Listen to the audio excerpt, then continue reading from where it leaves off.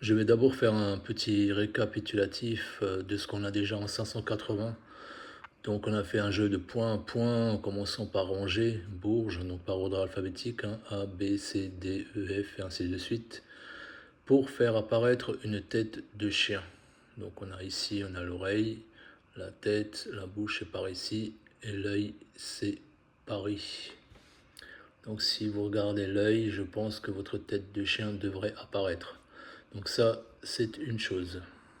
Donc rappelez-vous qu'on a écrit les noms des villes les uns sous les autres par ordre alphabétique pour se rendre compte que Angers et Jarnac, la première ville et la dernière ville, comportaient le même nombre de lettres. Et il en va de même pour la deuxième et la neuvième, et ainsi de suite.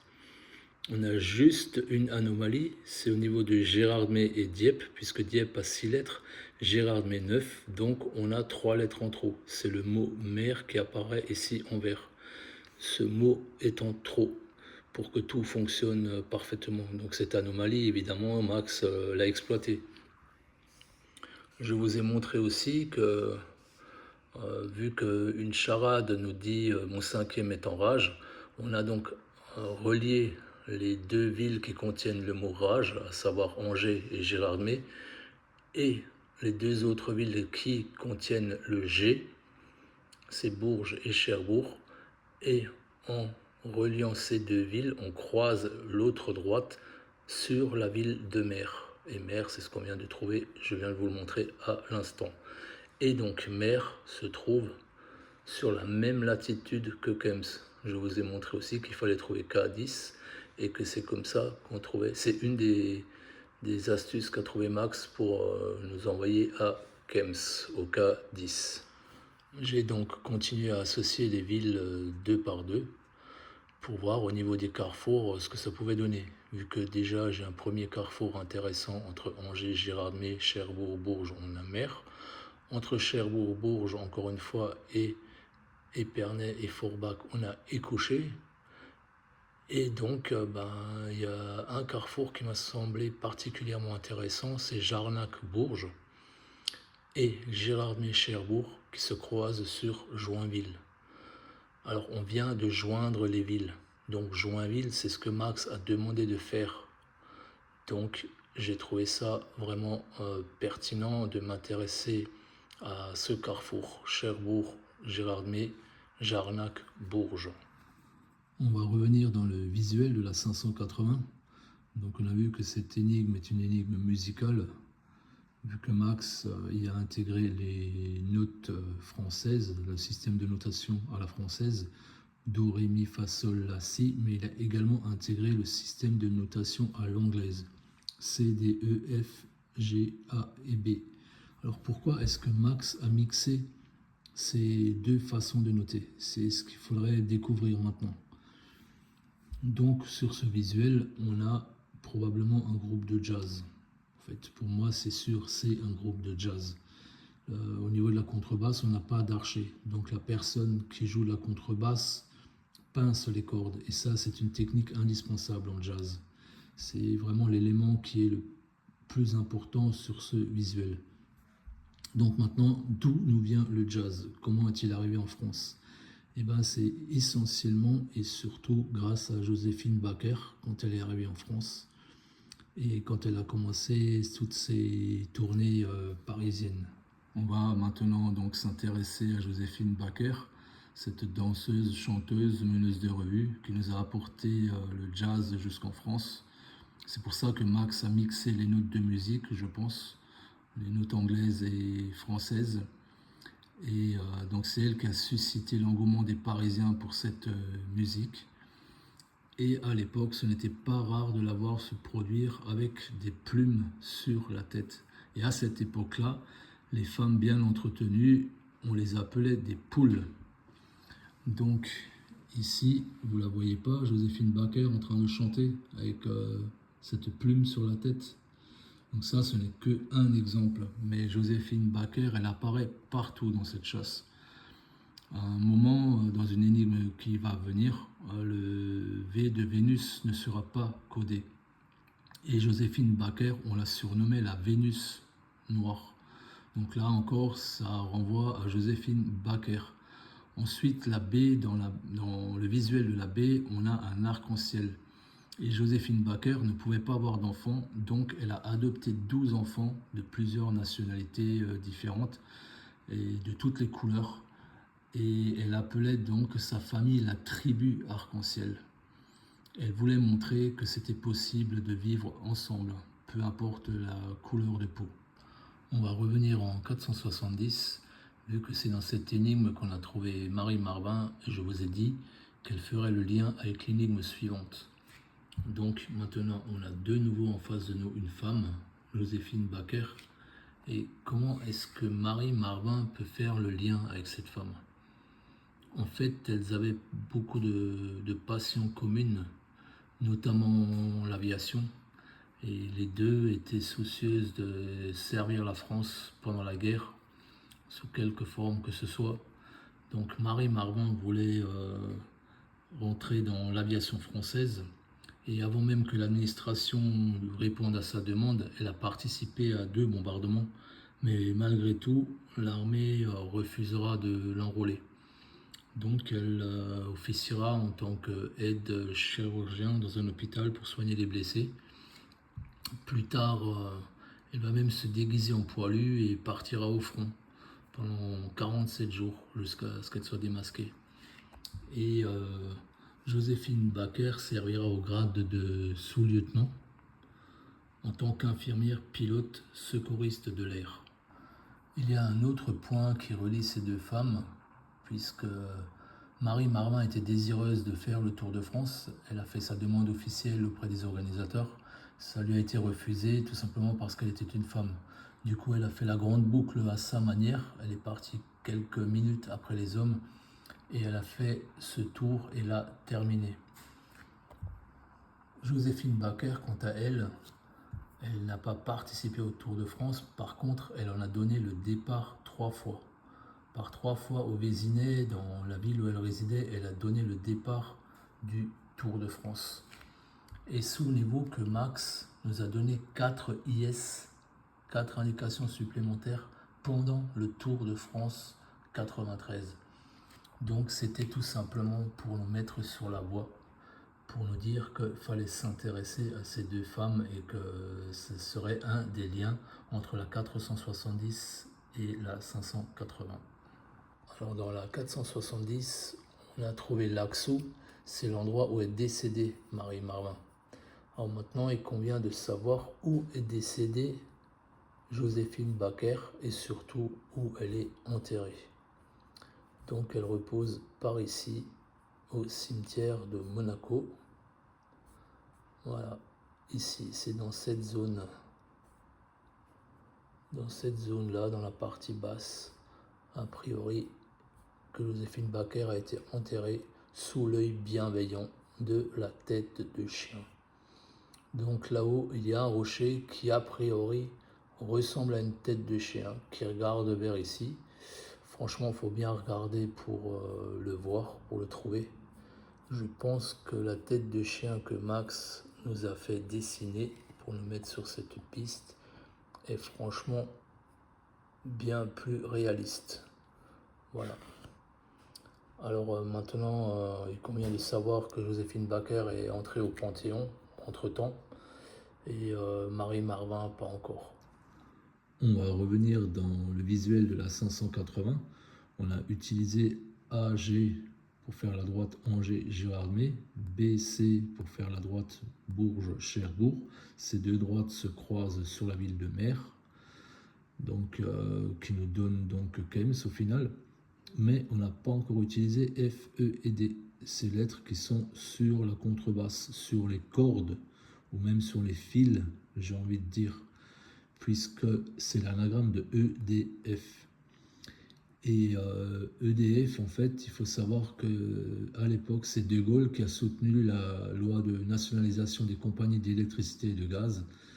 Cette loi du 8 avril 1946 a conduit à la création d'EDF. Il voulait que chaque Français ait accès à l'électricité chez lui et a mené une politique qui allait dans ce sens. Alors pour savoir si Charles de Gaulle a vraiment un rôle à jouer dans cette énigme, Il suffit d'aller contrôler sur un des fils. On va aller à Épinal. Je vous ai montré comment arriver sur Épinal et comment démarrer ce fil, grâce notamment à la 780. Vous arrivez sur l'imagerie Pèlerin. La boussole nous dit plein nord, donc à partir de l'imagerie plein nord très exactement, vous tapez ici dans le début de la piste d'atterrissage de l'aérodrome d'Épinal-Daugneuville. Et en partant d'ici, on change de direction. Et dans le prolongement de cette piste, si vous allez dans ce sens-là, 3,3 km plus loin, je vous ai montré que vous arrivez dans la rue Marie-Marvin, qui est ici. Maintenant, si de ce point de chute, vous continuez et vous refaites une fois de plus 3,3 km, on arrive très exactement ici.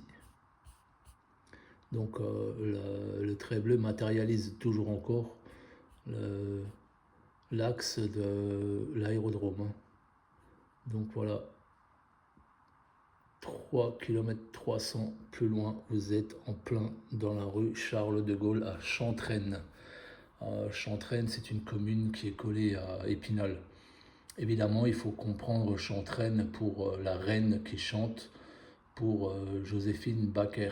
Donc ici, il nous montre bien que ces deux personnes ont un rôle essentiel à jouer dans cette énigme. Le général de Gaulle et donc Joséphine Baker. On est de retour sur notre carte de France avec les différentes villes que j'ai reliées deux par deux. Donc je vous ai dit que Jarnac, Bourges, était aligné avec Joinville, mais que Cherbourg et Gérardmer étaient également alignés avec Joinville. Et donc les initiales JB, c'est Joséphine Baker, et CG, c'est le général de Gaulle. Maintenant, il faut savoir que Joséphine Baker, avec sa tribu arc-en-ciel, habitait ici, au château des Milandes. Et le général de Gaulle, lui, a toujours vécu à Colombey-les-Deux-Églises, par ici. Voilà. Et donc, si vous passez sur Colombey-les-Deux-Églises, à la Boiserie, là où il a vécu, vous passez de nouveau par Joinville. Donc, vous avez les initiales de ces deux personnes. Voilà. Une petite preuve que ces deux personnes sont effectivement la clé de cette énigme. Mais attendez de voir, il y a mieux. L'énigme va se refermer sur ces deux personnes de façon magistrale. On revient sur le visuel de la 530, puisque je vous ai dit que on pouvait très bien imaginer qu'il s'agit de Joséphine Baker, vu qu'il y a une plume sur la tête et que la poule est en train de chanter. Mais en même temps, on peut penser au coq qui chante, vu les plumes de la queue, on pense aussi à un coq. Le coq, le symbole de la Gaule, et donc le symbole de la Gaule, on peut l'attribuer au général de Gaulle, tout simplement. C'est lui le coq dans cette image, et c'est pour ça que Max a mixé les genres dans cette image. Et donc il les a photographiés ensemble ici, et il les a photographiés où la France est ici, donc en dessous, ici, c'est en Afrique du Nord. Et c'est là qu'ils se sont rencontrés, en fait, ces deux personnes. Charles de Gaulle et Joséphine Baker se sont rencontrés à Alger.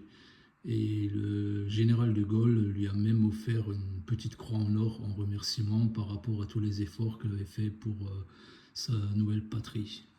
On va donc partir maintenant, on va embarquer pour Alger. Nous voici donc à Alger, puisque c'est là que Joséphine Baker et le général de Gaulle se sont rencontrés.